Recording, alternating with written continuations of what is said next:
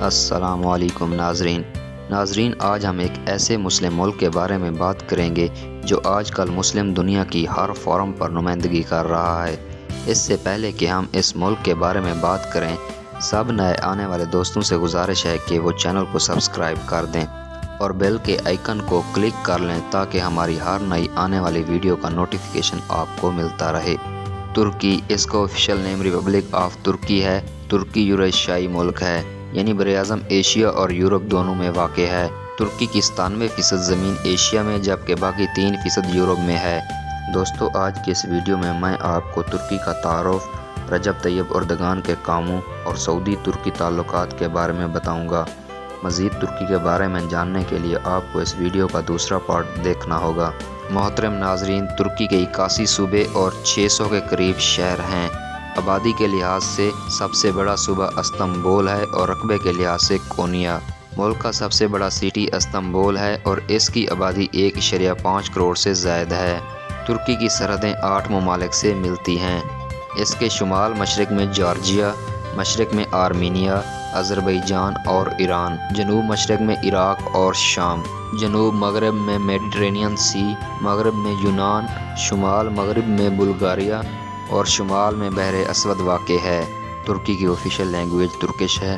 Turkish دنیا بھر کے 70 ملین لوگوں کی زبان ہے۔ ان کی اکثریت ترکی میں رہتی ہے، تاہم سائپرس، یونان اور وسطی یورپ کے علاوہ مغربی یورپ خصوصاً جرمنی میں رہائش پذیر تارکین وطن کی بڑی تعداد بھی ترک زبان بولتی ہے۔ سینٹرل ایشیا کی مختلف زبانیں بھی ترکش زبان سے ملتی جلتی ہیں، یہاں تک کہ فارسی، اردو، عربی اور پشتو زبان کے ہزاروں الفاظ ترکش زبان سے ملتے جلتے ہیں۔ ترکی کا کل رقبہ 8,14,500 مربع کلومیٹر ہے۔ ترکی اپنے رقبے کے اعتبار سے دنیا کا 37واں بڑا ملک ہے۔ ترکی کی آبادی اس وقت 85 ملین افراد پر مشتمل ہے اور آبادی کے لحاظ سے یہ دنیا کا 14واں بڑا ملک ہے۔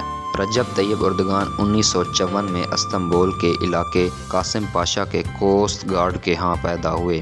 1994 میں استنبول کے میئر بنے۔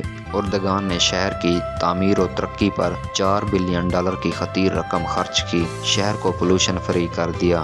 استنبول دیکھتے ہی دیکھتے ترکی کا پرامن اور ترقی یافتہ ترین شہر بن گیا۔ 14 مارچ 2003 کو ترکی کے وزیر اعظم بنے۔ ترک دلچسپ قوم ہے، یہ لوگ لبرل بھی ہیں اور مذہبی بھی، اس لیے اردگان نے حالات کو دیکھتے ہوئے ایک دلچسپ ماڈل بنایا۔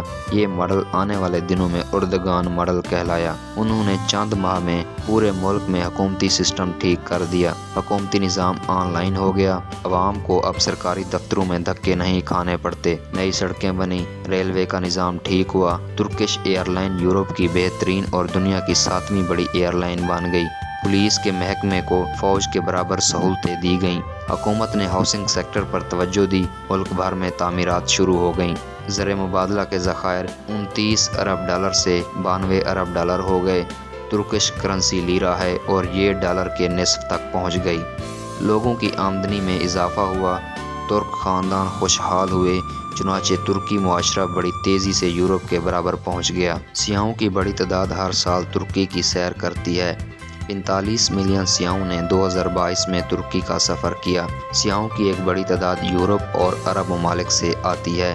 دنیا میں سیاحتی انڈسٹری کا والیوم $3000 ارب ہے۔ سیاحت دنیا میں سب سے زیادہ منافع بخش انڈسٹری ہے۔ اردگان نے 15 سالوں میں ترکی کو پوری دنیا کے لیے کھول دیا۔ آج آرمینیا کی سرحد سے ایران کی سرحد اور یورپ کی سرحدوں سے لے کر بلیک سی تک پورے ترکی کو دیکھ لیں، آپ کو ہر شہر میں سیاحوں کے ہجوم ملیں گے اور ترکی دنیا کے 10 بڑے سیاحتی ممالک میں شامل ہے۔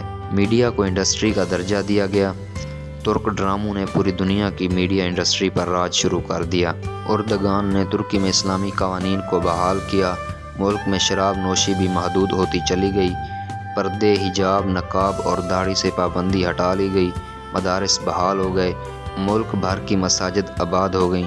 پوری دنیا اس وقت ہل گئی جب آیا صوفیہ میوزیم کی 85 سالہ بعد دوبارہ مسجد کی حیثیت بحال کر دی گئی۔ دوستوں، مغربی طاقتیں جولائی 2023 سے خوفزدہ کیوں ہیں؟ معاہدہ لوزان کیا ہے؟ اس معاہدے کے تحت 3 براعظموں میں خلافت عثمانیہ کی املاک ضبط کر لی گئیں، سلطان کے خاندان کو جلا وطن کر دیا तुर्की को एक सेकुलर स्टेट करार दे दिया। तुर्की पेट्रोलियम मसनूआत के लिए ड्रिलिंग नहीं कर सकता। बॉस्फोरस आलमी समंदर शुमार होगा और तुर्की किसी बहरी जहाज से टैक्स वसूल नहीं कर सकेगा। बॉस्फोरस की अहमियत का अंदाज़ा इस बात से लगाया जा सकता है कि ये आलमी तिजारत में रीढ़ की हड्डी की हैसियत रखने वाली नहर सुइज़ के हम पल्ला करार दी जाती है। दोस्तों, तैयब एर्दोगान वाज़ेह कर चुके हैं कि हम पेट्रोलियम मसनूआत भी मुल्क से निकालेंगे और बॉस्फोरस से गुजरने वाले बहरी जहाज़ों से टैक्स भी वसूल करेंगे। सऊदी तुर्कों से नफ़रत क्यों करते हैं? हमारे यहाँ भी दो तबके हैं, एक तुर्कों को सही समझता है और दूसरा सऊदियों को। हालांकि दोनों को चंद मालूमात से ज़्यादा कुछ नहीं पता।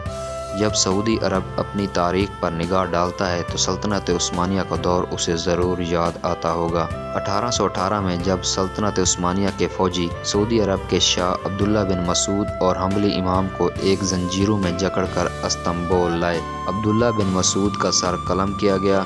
शाह अब्दुल्ला बिन मसूद की लाश को 3 दिन तक आया सूफिया के सामने लटका दिया और तुर्क फ़ौज ने 3 दिन जश्न मनाया। मौजूदा वली अहद मोहम्मद बिन सुलेमान अब्दुल्ला बिन मसूद के ख़ानदान से ताल्लुक़ रखते हैं, जिसकी वजह से सऊदी अरब के तुर्की से कोई अच्छे ताल्लुकात नहीं हैं। नाज़रीन, ये थी तुर्की के बारे में एक मुख्तसर सी वीडियो। इस वीडियो का दूसरा पार्ट देखना ना भूलें।